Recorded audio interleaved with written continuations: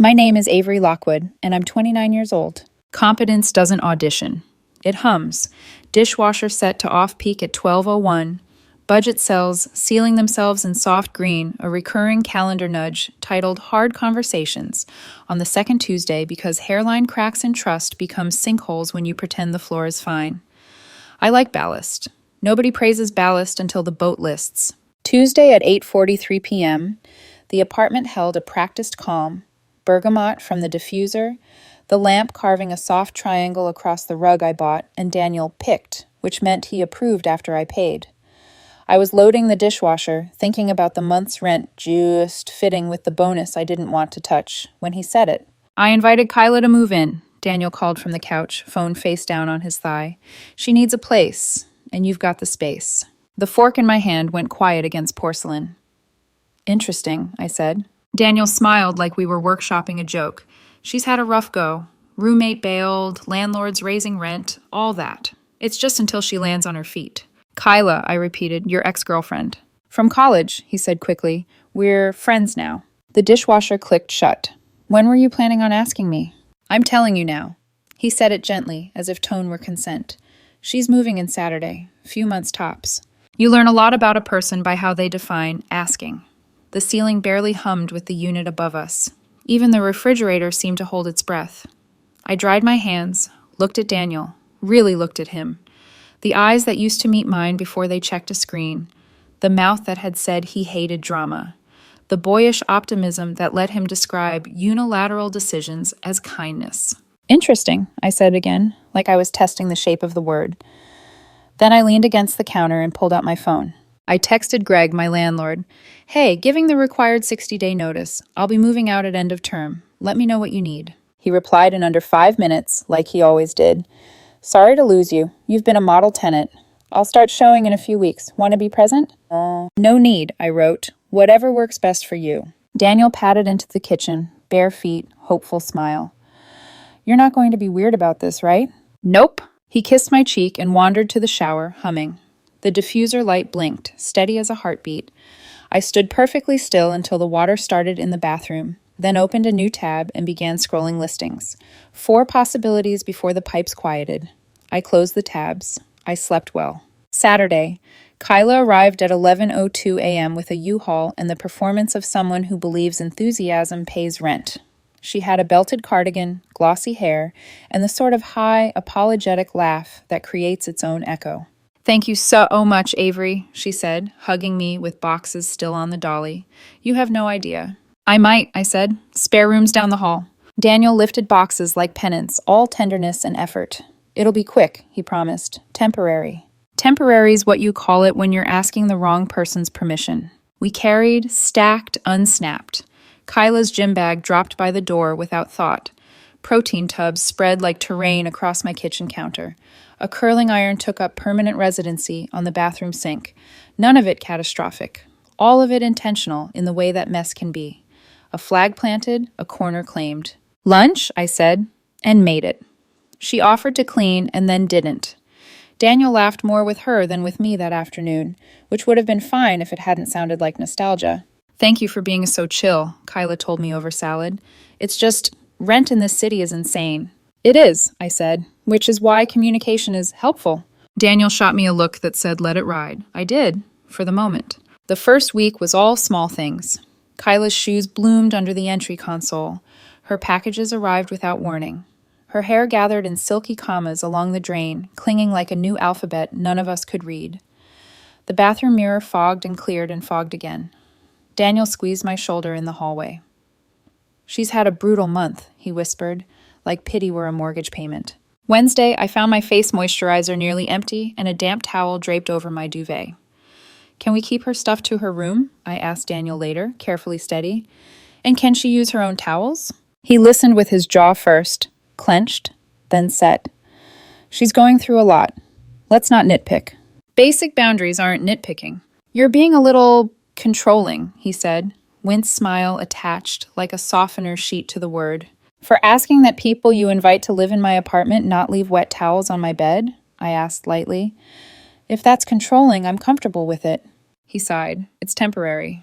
The second week sharpened. I came home Tuesday to 4 strangers drinking in my living room around my coffee table, gaming loudly on my TV. Kyla waved with a beer can. "Hope it's okay," she said. "Midweek hangout, nothing crazy." "How late?" I asked. "Midnight," one of the strangers guessed. They stayed until 2. At 7:10 the next morning, I was at my desk with a headache and a budget spreadsheet that wanted my attention more than anyone in the apartment did. I typed, inhaled, exhaled, then I highlighted a cell, hard conversations, and dragged it from next Tuesday to tonight. When I got home, my portioned salmon was gone. The rice I'd prepped that morning was replaced by an empty container in the sink. "Was that yours?" Kyla asked from the couch, belly up under a throw blanket, remote in hand. I was starving after my workout. It was. I held the container like evidence. I planned it for dinner. "Oh, my bad, I'll replace it." "With what you plan to buy when?" I asked. Smile, tone neutral. "Please don't eat food you didn't buy." Daniel recovered the moment. "We're all sharing," he said, like communal living had sprung fully formed in the last 10 days. "Don't make it a thing." "I made that food this morning for tonight," I said, "and I'm making it a boundary." Kyla sat up a little. "This is really stressful, Avery. I'm sorry. I'll figure it out." "It is stressful," I agreed, "for everyone." That night, I ate pizza alone in my room and opened my notes app. I listed furniture I owned outright, the utilities in my name, the 3 apartments worth touring if the photos weren't lying. I titled the list Ballast. Greg texted Thursday. "Got a couple interested in the place. Could I show it Saturday at noon? You don't have to be there." "Go ahead," I replied. "Saturday at noon is perfect." On Friday, I suggested brunch. "My treat," I told Daniel, cheerful. "We can make a day of it. Hit a few stores." His eyes warmed with relief. "Really?" "Really," I said. Kyla perked up. "I could use a day out," she chimed in, as though I'd offered it to her. I smiled without showing teeth. The more the merrier. That night, Daniel curled behind me in bed, the shape that used to feel like home. "Thank you," he whispered, "for being good about this." I stared at the wall where the lamp pooled light like liquid. "I'm being clear about this," I whispered back. He kissed my shoulder.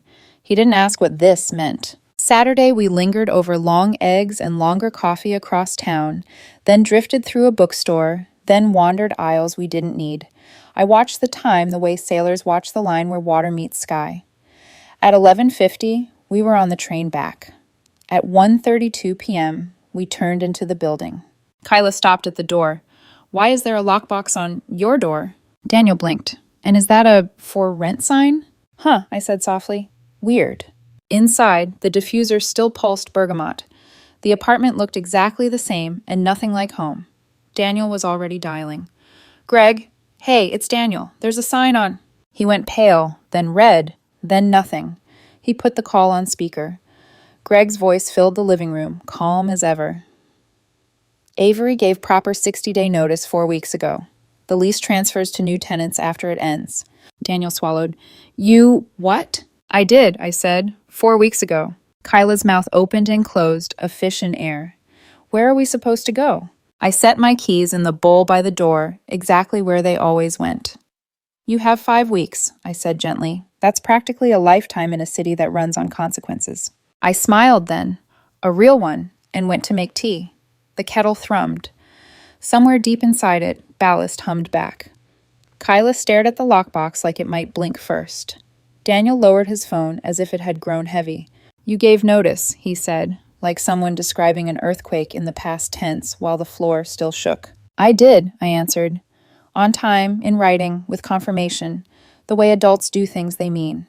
Kyla laughed, a thin sound that wanted to be charming and landed brittle. "Right, but that's... We live here. Daniel lives here." "I live here," I said, and the diffuser's light blinked once, as if agreeing. "You and Daniel have been staying." Daniel spread his hands. "Avery, come on, this is extreme." Extreme was inviting your ex to live in my apartment without asking. I kept my voice level. "This is tidy." He blinked, slow. "You can't just..." Greg's voice still carried from the phone on speaker. "She can," he said, unruffled. "She did, legally and properly." Kyla's cheeks flamed. "So we're supposed to just what? Throw ourselves into the street?" "You have 5 weeks," I said again, gentle as a warning sign. "No one's throwing anyone." Daniel's jaw worked, and then he lunged toward logistics like a drowning swimmer reaching for a buoy. "We can work something out, right? Maybe you rescind the notice. I'll call Greg back. Greg spared him the attempt. The unit's already promised to new tenants contingent on the end of Avery's lease, he said. There's no rescinding, and Daniel, for the last time, you're not on the lease. Silence opened like a hatch beneath us.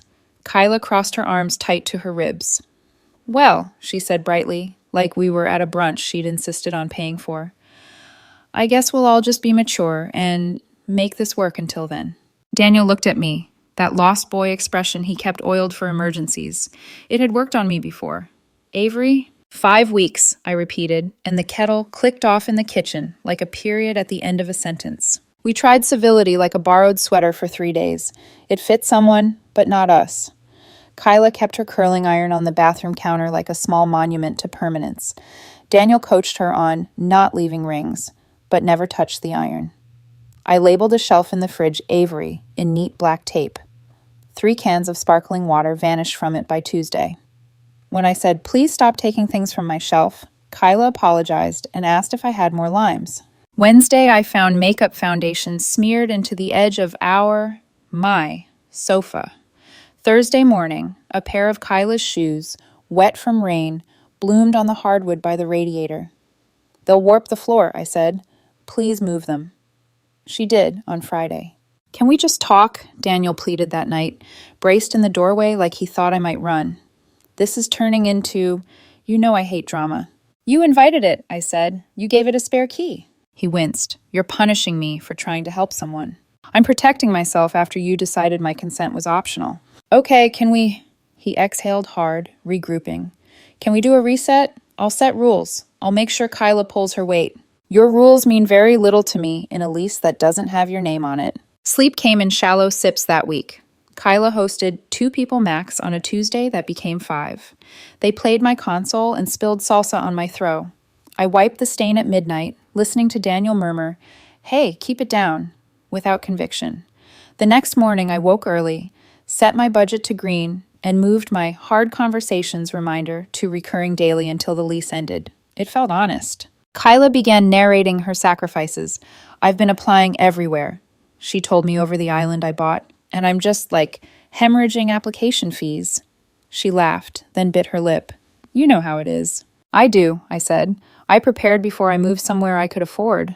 Daniel, watching me, wore the expression of a man waiting for the judge to side with his sentiment. You know she's not trying to make this hard. I know she already did. He lifted his palms. Okay. Then, timid, would you just consider, co-signing a place for us? Short term, 2 bedrooms, decent neighborhood. We found one, but... I laughed before I could pack the sound away. It wasn't cruel, it was just true. You want me to co-sign for you and your ex-girlfriend, I said, as if clarifying an order at a counter. Because my credit is good and yours is insufficient. Daniel colored.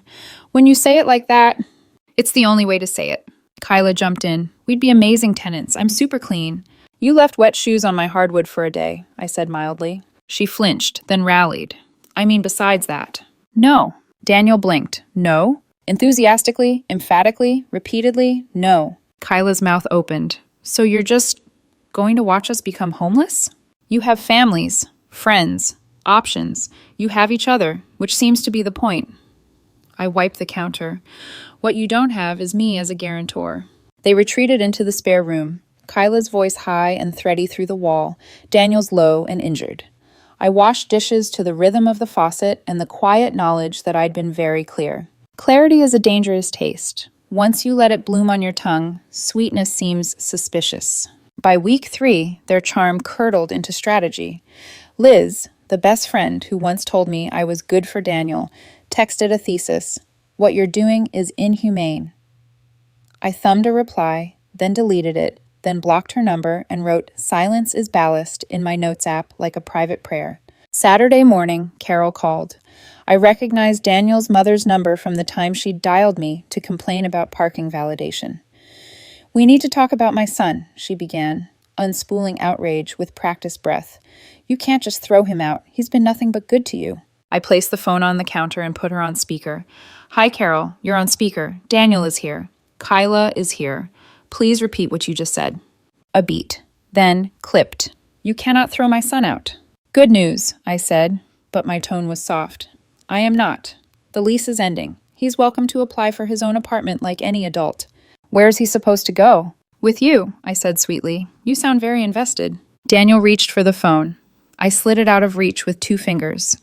Carol, I added, if you'd like to co-sign for Daniel and Kyla, that seems like a loving use of your energy. A small silence.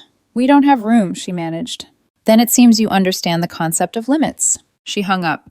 Daniel looked stricken and furious, a combination that used to whip up my empathy into a cream.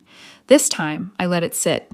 That night, I found my meal prep labeled Avery in Sharpie, which had become a dare to some people, reduced to scraps and apologies. Kyla lifted both hands. I replaced the salmon, she said, pointing to a pack of cheaper fish, unseasoned and sweating in its plastic. And I got rice. You ate my dinner, I said evenly, then bought different food and called it even. It's food, she said, turning to Daniel for backup. We're sharing. No, I said, we're not. Daniel tried the reasonable voice that had gotten him out of a speeding ticket once. Avery, please stop making everything a thing. Everything, I said, is a thing when you refuse to ask the first question. He ran a hand through his hair and looked at the ceiling like it might offer counsel. Kyla started to cry, delicate and camera-ready. I watched her cry the way you'd watch a faucet you know how to fix, and then I went to my room, closed the door, and ordered a single-serving meal from a restaurant I loved and they'd never heard of. I ate it cross-legged on my bed and felt almost saintly in my refusal to explain my own life to 2 people who had turned explanations into a sport. Sunday, Daniel intercepted me at the door with the fervor of a petitioner. Okay, he said, voice low. Here's the compromise. Kyla can leave. Kyla's head snapped up from the couch. Excuse me? I mean, he corrected quickly, temporarily. She can stay with a friend. He looked at her. Right? You said Liz had a futon, just for a few weeks until Avery calms down. We get things back to normal, then... Normal is not an option, I said. Normal ended the night you made a unilateral decision about my home. He swallowed. So it's really over. It was over when you told me Kyla was moving in. I just took longer to say it out loud. Kyla stood, anger flower fresh on her cheekbones. You're heartless. Incorrect, I said. I am finished. The doorbell rang. Greg. He'd scheduled one more showing, quick, polite, efficient. He toured the couple through, murmuring measurements while we hovered like ghosts around the edges of a life I'd already converted into a past tense. They love the light. They love the quiet. They love the neighborhood. We'll take it, they said, grinning. Greg shook their hands, then looked at me with quiet approval. Model tenant, he said under his breath when we crossed paths in the hallway. You'll have your full deposit. Kyla watched them leave, stunned. Daniel sank onto the couch as if gravity had doubled just for him. Avery, he said, soft desperation threading the syllables. Please. 5 weeks, I said, not unkindly. Use them. He stared at the rug he'd picked. Kyla whispered, What are we going to do? Daniel looked at me like I might still be the person who fixed things. That had been my favorite costume. I folded it carefully and put it away. The next morning, while I was making coffee, Daniel cleared his throat. About the cosign. No, I said, without looking up. And if you open my mail looking for my credit score, I'll call the police. He blinked, offended. I would never. I met his eyes over the steam. Don't become someone who would. Kyla scoffed from the hallway. Threats now. Classy. Warnings, I said. They're cheaper than consequences. The kettle sang. I poured. The cup filled. I had a full day's work and a folder titled New Apartment pinned open in my mind. They had a list of numbers to call, friends to beg, parents to cajole, a city that did not care whether they had learned the lesson yet. When I left for the office, the diffuser light blinked. Steady, green, unbothered. Ballast, still humming. The door closed behind me with a precise, satisfying click. By week 4, politeness had become a rumor. Daniel's temporary arrangement had aged into a siege, and Kyla filled the apartment like perfume left uncapped. Expensive, relentless, impossible to ignore. Every morning began the same. Coffee grounds scattered across my counter, Daniel muttering about job applications, and Kyla pacing barefoot while on speakerphone, laughing too loudly at jokes from people who never paid rent here. I stopped correcting them. You can't teach courtesy to people who think they already own the room. Wednesday morning. I left work early with a migraine, the kind that throbs behind one eye like a pulse you can't shut off. The elevator hummed, the key slid home, and the door opened onto a sound I didn't expect. Laughter. Not just laughter, her laughter. Kyla was on the couch, legs across Daniel's lap, his hand resting on her thigh. They were watching something on her phone, sharing earbuds, the air between them warm and careless. When they noticed me, the silence that followed was surgical. "Babe," Daniel said quickly, sitting upright. "You're home early." "Migraine." Kyla scrambled up. "We were just—" "Doesn't matter," I said. "I'm going to lie down." Daniel reached out, the reflex of someone trying to fix something that isn't broken yet. "Avery." "It's fine." I closed the bedroom door and sat in the dark for a long time, listening to the quiet rustle of guilt through the walls. By Friday, Greg texted, "Got new tenants signed. Everything's locked in. You don't need to be there for showings." Perfect. Saturday morning, I suggested brunch again. An olive branch, if olive branches were made of quiet calculation. "Across town," I said, smiling. "My treat." Daniel blinked, surprised by the peace offering. "You sure?" "Positive." He looked relieved. Kyla perked up, already dressed to impress. "A day out sounds amazing," she chirped. We took our time. Long brunch, long drive. I asked about Kyla's new job hunt. She spun excuses so fast the air thinned. I nodded along. Daniel checked his phone. I watched the clock. When we came back, it was 1:30 p.m. The for rent sign was gone, replaced by a leased one. Kyla froze. What does that mean?" "It means it's spoken for," I said softly, unlocking the door. Inside, sunlight cut across the rug we'd once chosen together. The air felt wrong, emptied. Daniel's voice cracked open the silence. "You actually did it. You're moving." "I am," I said. "And you didn't tell me." "You didn't ask before bringing her here," I said, nodding toward Kyla. "Seems we're even." "That's not the same." "It's exactly the same." Kyla stepped forward, defensive. "You're being cruel, Avery. We're trying our best." "I don't doubt that," I said. "But my lease ends in 3 weeks, and my patience ended before that." Daniel's jaw set. "Where are we supposed to go?" "I imagine the same places you'd have gone if I'd never existed." They tried. I'll give them that. For 2 weeks, Daniel and Kyla hunted apartments like soldiers without maps. I overheard them calculating numbers that didn't work. Rent in this city wasn't designed for people who mistook other people's stability for safety nets. Daniel made $0 between freelance transitions. Kyla made $2,600 a month and had $800 in savings. Most listings wanted triple that just to move in. Monday morning, Daniel cornered me by the kitchen sink. "You need to co-sign for us." "Excuse me?" "We found a place," he said, showing me his phone. 2-bedroom, decent area, but they need a guarantor. You have great credit." Kyla appeared behind him, hands clasped. "Please, Avery. We'll handle the rent. You just back us up." "No." Daniel frowned. "You didn't even think about it." "Oh, I thought about it," I said. "I just didn't waste time pretending the answer might change." "You're going to watch us become homeless? You're going to learn the difference between consequence and cruelty." He slammed the fridge. "You've changed." "No," I said. "I've just stopped offering grace to people who think it's a currency." By midweek, reinforcements arrived. Liz, the friend who'd once said Daniel deserved better than a spreadsheet girlfriend, texted me paragraphs about how I was ruining lives. I blocked her halfway through her second sermon. Then Carol showed up, literally. I came home to find her sitting stiffly on my couch, arms crossed, handbag perched like an accusation. "We need to talk about what you're doing to my son," she said. "Removing myself from a situation I didn't consent to?" I asked. "You're abandoning him. I'm vacating my own lease. He has nowhere to go." "He has parents," I said lightly. "That's a start." Her face went crimson. "You'll regret this. Karma's real." "So are contracts," I said. She stood, trembling. "You used to care about him." "I did," I said. Then he stopped caring about me. She left in a storm of perfume and moral superiority. Daniel avoided me for the rest of the night. Kyla texted furiously in the next room. I sat in bed with my laptop and applied for 3 apartments. Each application felt like exhaling after holding my breath for months. Friday evening. Kyla and Daniel whispered in the kitchen, the hiss of desperation rising. I heard words like deposit, credit, co-signer. Then Daniel's voice low and pleading. "What if we start over?" He found me in the hallway. "Avery, listen. This got messy. I'll pay real rent, help with everything. We can make it work. I'm moving in 2 weeks. But there's no version of this where you win me back with promises you only discovered under eviction notice." His expression cracked. "You're punishing me." "I'm protecting myself." Kyla stepped in, eyes glossy. You're cold. No, I said quietly. I'm done. By Sunday, they'd tried every angle. Carol called again, offering $10,000 if I let Daniel and Kyla stay through the end of the year. The apartment's already leased, Carol, I said. There's nothing to negotiate.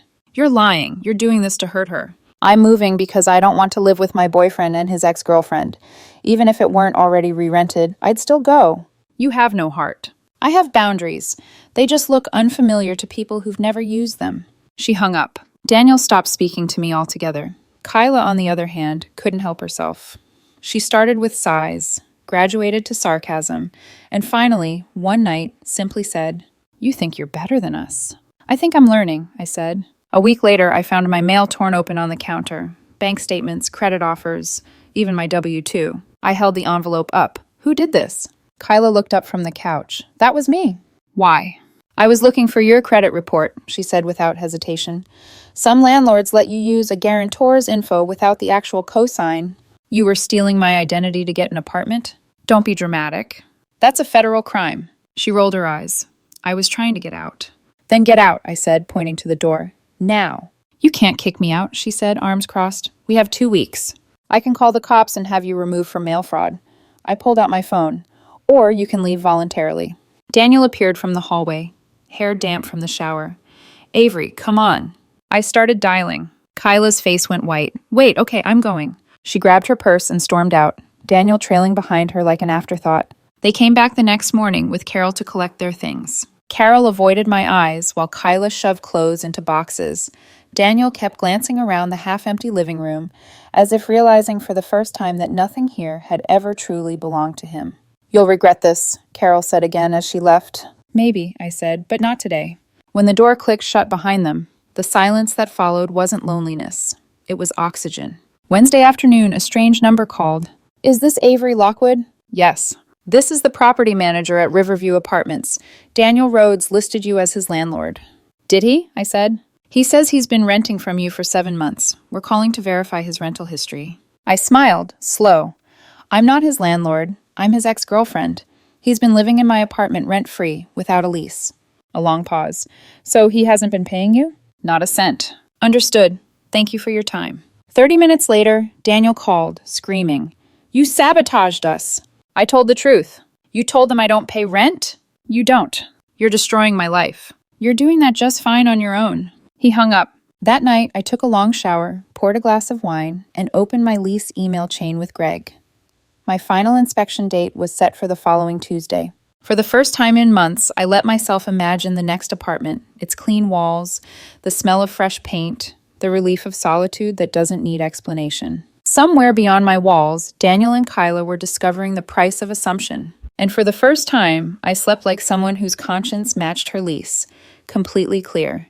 By the final week, desperation had turned them inventive. Kyla texted Greg directly, 3 times in one day, claiming I'd abandoned the property and offering to take over the lease. Greg called to warn me, his voice somewhere between disbelief and amusement. She's persistent, he said. Even sent me a selfie to put a face to the name. Consider it a cautionary tale, I replied. He chuckled. Don't worry, Avery. Everything's by the book on my end. Just figured you'd want to know. I did, more than he knew. Friday night, I heard muffled voices outside my door. My name slipped between them like a coin passed hand to hand. I checked the peephole. Kyla, Daniel, Liz. 2 others I didn't recognize. She's moving soon, Liz hissed. What if you just don't leave? Squatter's rights. She can't evict you without a process. Kyla nodded, whispering fast. I read online. If you've been somewhere long enough, you can claim occupancy. I opened the door, slowly. They all jumped. Squatters' rights require years of continuous occupation without the owner's knowledge, I said evenly. I know you're here and you're leaving in 5 days. Try it, and I'll have the police escort you out. Liz scoffed. You wouldn't. I smiled. You've seen what I would do. They scattered like pigeons. The hallway stayed quiet after that. Saturday morning, Carol called again. Avery, please, she began, her tone syruped with exhaustion. We'll pay you $10,000 to let Daniel and Kyla stay until December. The apartment's already released, I said. There's nothing I can do. You're lying. I'm not. But even if I were, I'd still say no. You're vindictive. I'm consistent. Her voice broke. She has nowhere to go. Daniel's been sleeping in his car. They have friends, family, each other, I said. They'll be fine. You're cruel. Boundaries look cruel to people who've never respected them. She hung up. 2 days later, Kyla returned with a lawyer. Yes, a lawyer. In a wrinkled suit and discount briefcase. She handed me papers, chin lifted like she'd already won. You're being served, she said, almost gleeful. A restraining order. You can't force us out until a judge decides. I read the document. It was laughable, half-filled, citing domestic conflict and co-tenant harassment. I called Theo, a paralegal friend. He skimmed it over text and replied, Garbage. She's not on the lease, has zero standing. Judge will toss it in minutes. Monday morning, I went to court. Kyla sat at the petitioner's table, Daniel beside her in a wrinkled shirt, Carol fuming 2 rows behind. The judge glanced at the paperwork, then at me, then back to Kyla. Ma'am, he said, do you have any documentation showing you're a tenant at this address? I've lived there for 7 months. Are you on the lease? No, but... Do you have a written rental agreement? No, but I've been paying... Do you have proof of payment, canceled checks, wire transfers? I pay for groceries. The judge's sigh was the sound of a balloon deflating. That's not rent, Ms. Novak. Motion denied. This is a civil matter, not a tenant issue. Kyla's face drained of color. Daniel's hand slipped from hers. As we left the courtroom, Carol's voice cut through the marble echo. You're heartless. You'll get yours. I turned to her, calm. I already did. Peace and quiet. The following morning was moving day. Greg arrived with the movers at 8 a.m., clipboard in hand.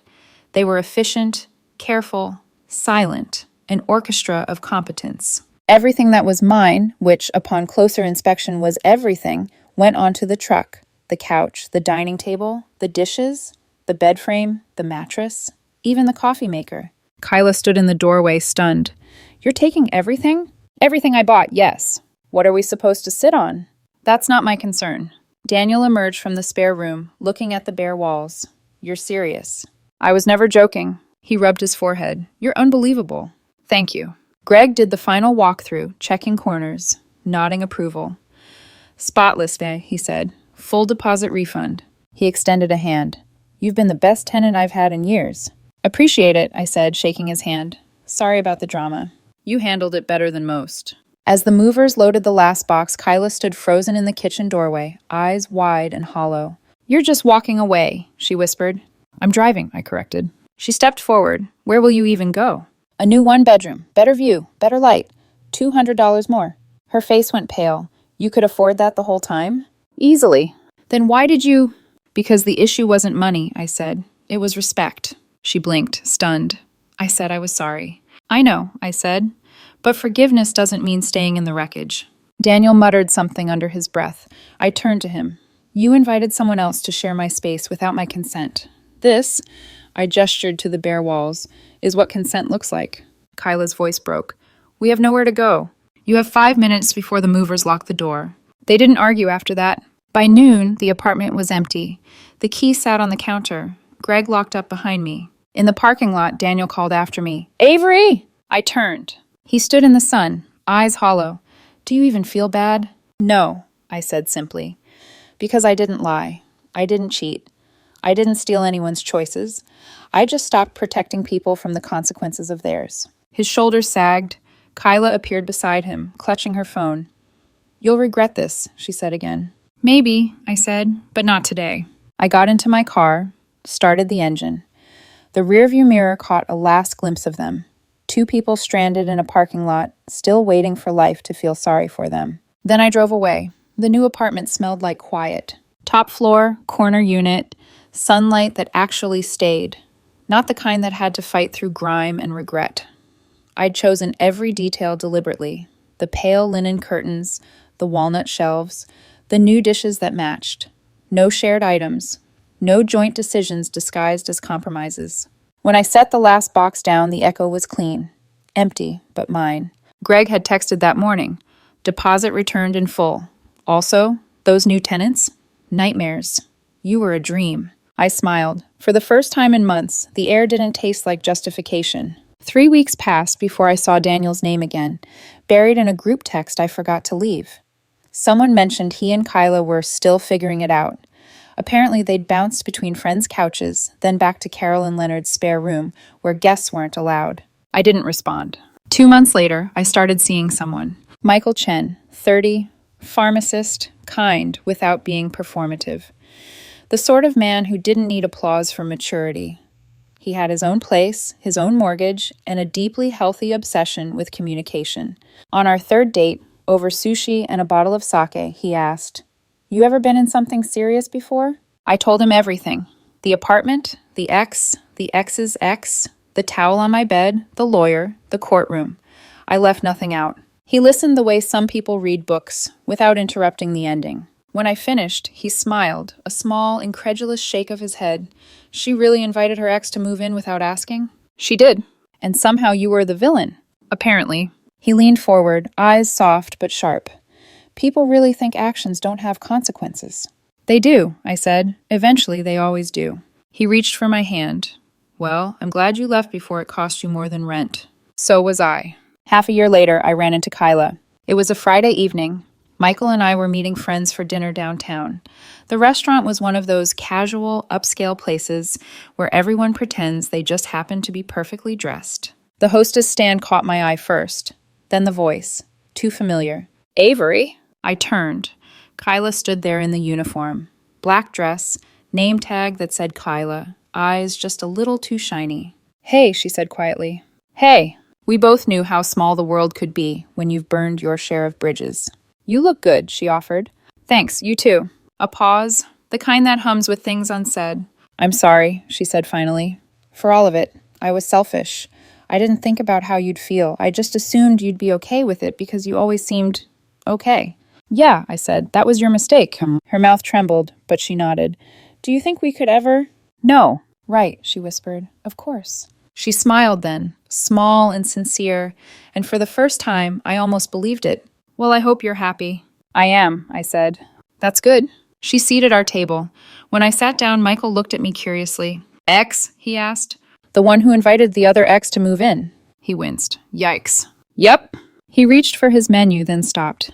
"You really dodged a bullet there." "I really did." A few months after that, Greg emailed again. "Just FYI, that Kyla girl called asking for your forwarding address. Said she wanted to make things right. I didn't give it to her. Figured you'd prefer it that way." I replied, "You figured correctly. Also, thank you again for being decent through all that chaos." His next line made me laugh out loud. "Still the best tenant I've ever had." Sometimes I think about that last day in the old apartment, the way Daniel looked at me like fairness was cruelty, like my refusal to save him was an act of violence. But I don't regret it. Because the revenge, if you can even call it that, wasn't the moving truck or the empty walls or the lockbox. It was what came after. Peace. Autonomy. The luxury of choosing silence over explanation. They made their choices. I made mine. And in the end, the cleanest form of revenge wasn't loud or elaborate. It was lawful, boring, irrefutable. It was walking away, keys in hand, lease closed, consequences humming softly behind me like ballast in calm water.